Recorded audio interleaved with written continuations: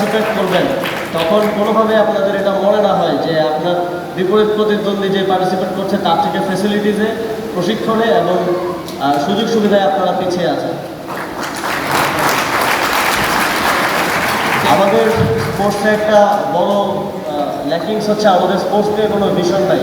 আমরা আগামী 5 বছর 10 বছরে বাংলাদেশের স্পোর্টসকে কোথায় দেখতে চাই কোনো প্রাইমারি ভিশন আমাদের নাই। আমরা খেলছি তো খেলছি, তো ক্রিকেটে আমরা অনেক ভালো করলেও আমাদের অনেক সুনাম থাকলেও আমরা এই ভিশনের অভাবের কারণে আমরা আমাদের এখন পর্যন্ত কোনো ইন্টারন্যাশনাল ট্রফি নাই।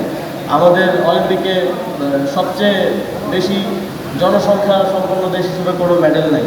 তো এই জায়গাগুলোতে আমরা একটা 10 বছরের ভিশন সেট করা নিয়ে কাজ করছি যে আগামী 10 বছরের মধ্যে আমরা কী চাই। আমরা ফুটবলে 10 বছরের মধ্যে ওয়ার্ল্ড কাপ খেলতে চাই, আমরা ক্রিকেটে 10 বছরের মধ্যে একাধিক ইন্টারন্যাশনাল ট্রফি চাই, এবং আমরা জিমন্যাস্টিক্সে আমরা কী চাই, কোথায় আমাদের সম্ভাবনা আছে, কোথায় টার্গেট করে যদি আমরা কাজ করি, ট্রেনিং দিয়ে আমাদের প্লেয়ারদেরকে আমরা তার মাধ্যমে বাংলাদেশের জন্য যেন সে সম্মান বয়ে আনতে পারে, বাংলাদেশের জন্য যেন সে নাম বয়ে আনতে পারে, সেরকমভাবে আমাদের অ্যাথলিটদেরকে সহযোগিতা করতে চাই। কোন 55টা ফেডারেশনের মধ্যে কোন ফেডারেশনগুলো থেকে আমাদের ভালো সুফল বয়ে আনার, ভালো জেনেটিক্যালি এবং ওই এনভায়রনমেন্টটা আমাদের আছে যে আমরা দেশের জন্য সুনাম বয়ে আনতে পারবো, সেই ফেডারেশনগুলোতে আমরা ফোকাস করতে চাই।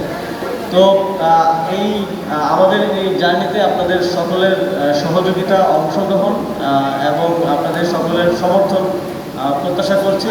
আবারও আজকের এই প্রোগ্রাম আয়োজন করার জন্য, সুন্দর একটি প্রোগ্রাম আয়োজন করার জন্য জিমন্যাস্টিক্স ফেডারেশনকে ধন্যবাদ জানাচ্ছি এবং আপনাদের সকলের অ্যাথলিট লাইফের সফলতা কামনা করে আমার বক্তব্য শেষ করছি। আসসালামু আলাইকুম।